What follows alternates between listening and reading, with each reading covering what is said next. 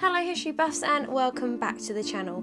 Today we will be exploring the early life of our first male consort, Lord Guildford Dudley. He is the young man who would briefly become the consort to England's 9/13 day queen, which also means that he has the shortest reigning consort reign in our history.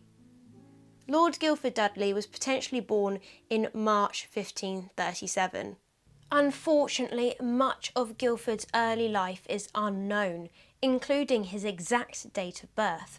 He was the son of John Dudley, who would later become the first Duke of Northumberland, and Jane Guildford. His birth came at a rather significant moment in Tudor history, just as King Henry VIII was consolidating his break with Rome and establishing his new religious settlement.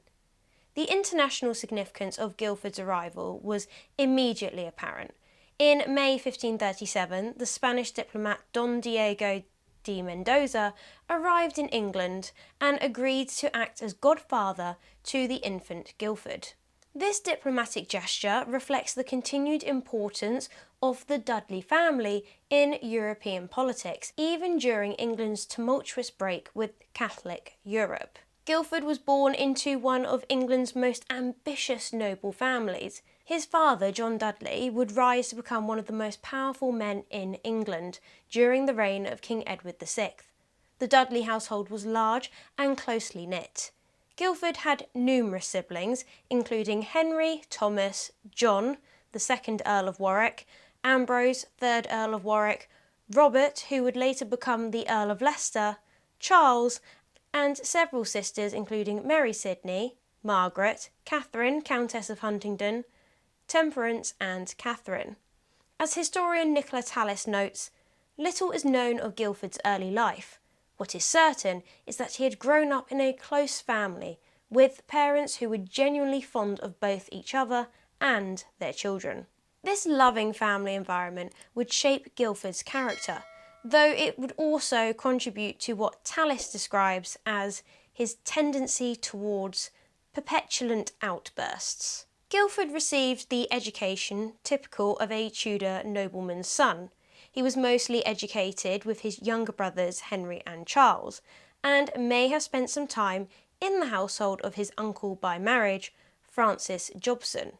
His education followed humanist principles, emphasising classical learning. Guildford was brought up as an adherent to the Protestant faith. Like his future wife, Lady Jane Grey, he was raised in the new religious settlement established by King Henry VIII and further developed under Edward VI. This Protestant upbringing would prove decisive in the events that would later engulf his life. As Guildford approached adulthood, his father's political ambitions began to centre increasingly on the succession question. By 1552, John Dudley had become the Duke of Northumberland and the most powerful man in England during the minority of Edward VI. I just want to explain what I meant by minority there as well. So Edward obviously in his minority had a Lord Protector, which was his uncle, and when he had his uncle executed, it's important to note that he did not have a successor as Lord Protector. And John Dudley did not get the title of Lord Protector, so he wasn't actually, doing that role, but he kind of assumed the power vacuum that Edward Seymour left behind, and we would class Edward VI to be in a minority now, but after his uncle, the Lord Protector, was executed, although he technically still should have had a Lord Protector because he was still kind of a minor, because he was 15. He didn't actually have one, and they did deem him old enough to reign by himself. So although I've used the word minority there, before anybody goes in the comments going, I think you're fine, you need to check your facts. I know, okay? I know, it's just how the script is written, okay? Edward was not a minor. He was old enough to rule by himself, but kind of was technically, because he wasn't actually 16. So it's like a grey area. I know. You do not need to say, Jesus Christ. You'd think I wouldn't have to actually explain all of that. Anyway, moving on. It was becoming very clear that the young king's health was fragile, and Northumberland began to consider how the Dudley family might secure its position in any future regime. The imperial ambassador, right, I'm going to say the anglicised version, because I'm sure if I try and say it a different way, they'll be like, you've pronounced it wrong. Jean Sheffieve? Yeah, why couldn't it have just been something easy like Eustace Shapway? Why couldn't you have just lived forever? You know, that's an easy name. Anyway, this imperial ambassador was watching these developments closely. In 1552, he wrote to Emperor Charles V with growing concern about Northumberland's intentions. It is said that if the Duke of Northumberland felt himself well supported, he would find means to marry his eldest son, the Earl of Warwick, to the Lady Elizabeth, after causing him to divorce his wife, daughter of the late Duke of Somerset, or else that he might find it expedient to get rid of his own wife and marry the said Elizabeth himself, and claim the crown for the House of Warwick, as descendants of the House of Lancaster. Initially, Guildford's marriage prospects seemed to lie elsewhere.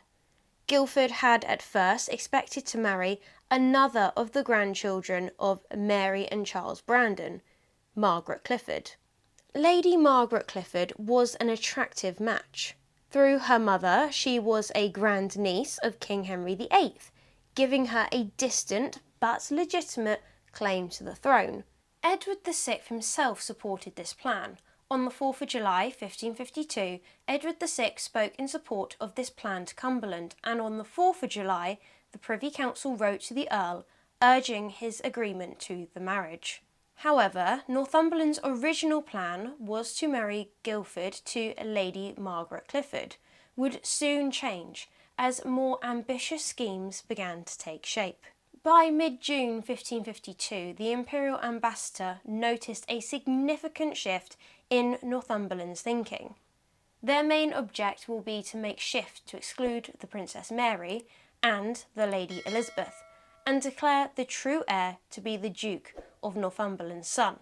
The ambassador observed with growing alarm that no one is able to find out exactly what Northumberland is planning to do, and it seems he will be guided by events, though there is no doubt that he is aspiring to the crown. By early 1553, Northumberland had abandoned the Clifford marriage plan. A new and far more audacious scheme was starting to take shape.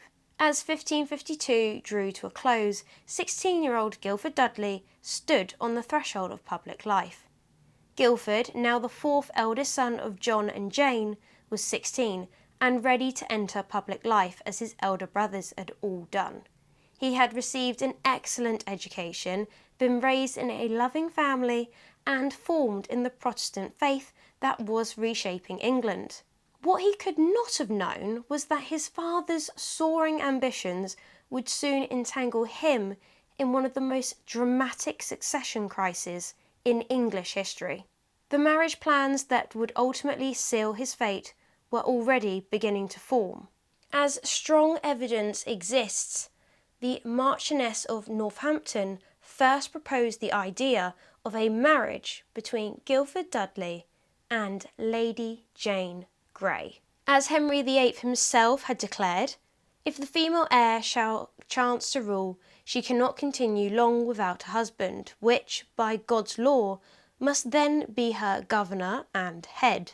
These words would prove to be prophetic for the young man who would briefly become England's consort, before meeting his tragic end on the scaffold just months after his wedding. The stage was now set for the dramatic events of 1553 that would transform Guildford Dudley from a promising young nobleman into one of history's most tragic figures. A story that will continue in our next episode. Sorry about that. So if you enjoyed today's video, then please leave a like, subscribe to the channel if you haven't already, and I will see you in the next one. Bye!